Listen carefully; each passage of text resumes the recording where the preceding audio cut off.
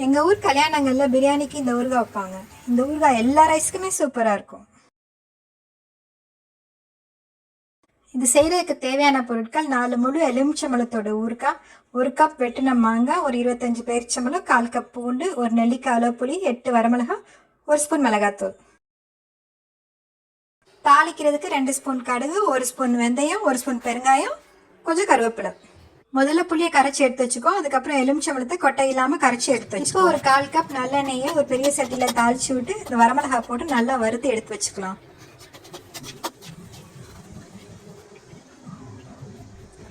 அடுத்து கடுகை போட்டு தாளிச்சிடலாம். அதுக்கப்புறம் வெந்தயத்தை சேர்த்துக்கலாம். அதுக்கப்புறம் கருவேப்பிலை போட்டு தாளிச்சு விட்டுடலாம். இப்போ எடுத்து வச்சுருக்க பூண்டை போட்டு நல்லா வதக்கி விடலாம். பூண்டு பாதியாக வதங்கின பின்னாடி நறுக்கி வச்சுருக்க மாங்காய் தட்டை போட்டு நல்லா வதக்கி விடலாம். மாங்காய் பாதி வதங்கிட்டு இருக்கையில பெருங்காயத்தை சேர்த்துடலாம். பெருங்காயத்தை முன்னாடியே சேர்த்தா கருகிரும்.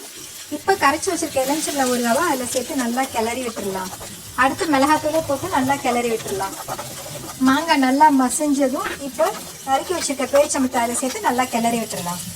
அடுத்து கரைச்சி வச்சிருக்க புளி கரைசலை அதில் ஊற்றி நல்லா கிளறி விட்டுடலாம். ஓரளவுக்கு எல்லாம் சேர்ந்து நல்லா வந்ததுக்கப்புறம் வறுத்து வச்சிருக்க வரமிளகாவை அரைக்குறையாக பிசைஞ்சு விட்டு அதோட சேர்த்து நல்லா கிளறி விட்டுருங்க.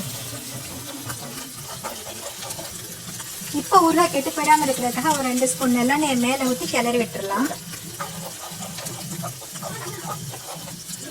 இந்த ஊறுகாவை கைப்படாமல் பாட்டிலில் போட்டு ஸ்டோர் பண்ணிங்கன்னா 1 மாதம் வரைக்கும் ஃப்ரிட்ஜில் வச்சு யூஸ் பண்ணலாம். கடைசியாக 1 ஸ்பூன் பொடிச்ச வெள்ளத்தை போட்டு நல்லா கிளறி விட்டு இறக்க போகும்போது 1/2 ஸ்பூன் மிளகாத்தூள் தூவி இறக்குனீங்கன்னா டேஸ்ட்டும் நல்லாயிருக்கும், கலரும் பார்க்க நல்லாயிருக்கும். ஒரு 10 நிமிஷம் சிம்மிலே போட்டு ஊறுகாய் நல்லா திரண்ட பதம் வந்தோன்னு இறக்கிடுங்க. அவ்வளோதாங்க, சூப்பரான பிரியாணி ஊறுகாய் ரெடி.